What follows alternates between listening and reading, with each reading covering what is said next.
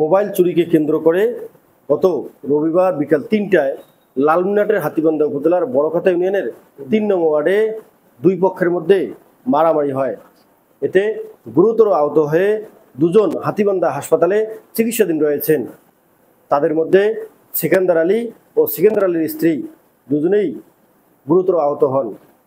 সেই এলাকার মজনু আলম সহ বেশ কয়েকজন তাদেরকে লাঠিসোঁটা দিয়ে এই সিকান্দারের উপর হামলা করেন।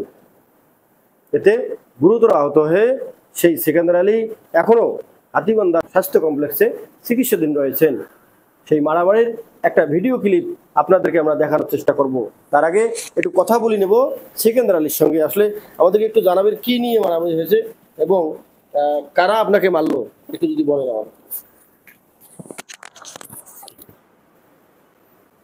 এই মোবাইলটার কেন্দ্র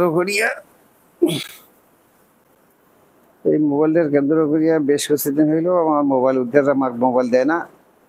এত চেষ্টা করছি, চেয়ারম্যান গেছে, নেতা গেছে, অনেক কিছু আমার মোবাইল দেয় না। পরে আমি থানায় জিডি করি। জিডি করার পর থানাওয়ালা কি করি এলা ওদের একটা জিডি করার পর ওরা মোবাইল আমার উদ্ধার করে। এই মোবাইল উদ্ধার করার পর আমি যা বলি যে আমার মোবাইলটা কে চুরি করছে এবং কে বিক্রি করছে আর আমি কিছুটা ব্যবস্থা করবো, এইটাই আমার ভুল। এরপরে বেলা ৩টায়, রবিবার বেলা ৩টায় আমি নিজের বাসায় বসিয়েছি এখন টেবিলে, মানে চাংড়ায়। ওরা যে পিছন থেকে আমার কাছে লাঠি সোটা রড খাপড় খন্তা দিয়ে আমাকে যে আঘাত করবে আমি নিজেও কল্পনা করতে পারি নাই। পিছন থেকে আমাকে এসে ধাওয়া করছে, এক কোপ দিছে, আমি ওখানে পড়ে গেছি, আমি আর কিছু বলতে পারি না। অতএব আমার স্ত্রী আজিমা খাতুন আমাকে সামনে যায় বাধা দেয় এবং উনিকেও যে গুরুতর আহত করছে। আলম, মজনু, মইনুল, মতিয়ার রহমান, রশিদিয়া, মজিনা, আব্দুল এবং লালসান এবং সাফিয়া খাতুন, এরা ৮-১০ জন আমাকে যেভাবে আক্রমণ করছে আমি আর কোথাও কিছু বলতে পারতেছি না। এখনো আমার মাথা কাজ করে না। আমি এখনো নামগুলো সঠিকভাবে বলতেছি, এখন সঠিক হইল কিনা সে আল্লাহ মাহবুদ জানে। এখনো আমি কোনো কথা অজ্ঞান অবস্থায় আছি। হ্যাঁ, এই ইয়েতে আমি থানায় একটা মামলা করি।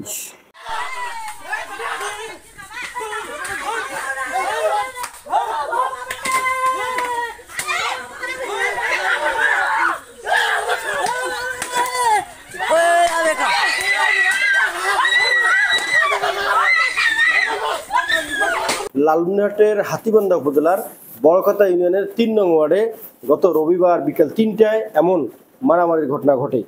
আর এতে গুরুতর আহত হয়েছেন সিকান্দার আলী এবং তার স্ত্রী আজিমা বেগম।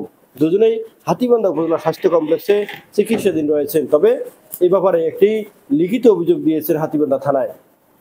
এখন পর্যন্ত এই বিষয়ে কোনো আসামি গ্রেপ্তার হয়নি। M A Rahim, news channel 24, Lalmonirhat.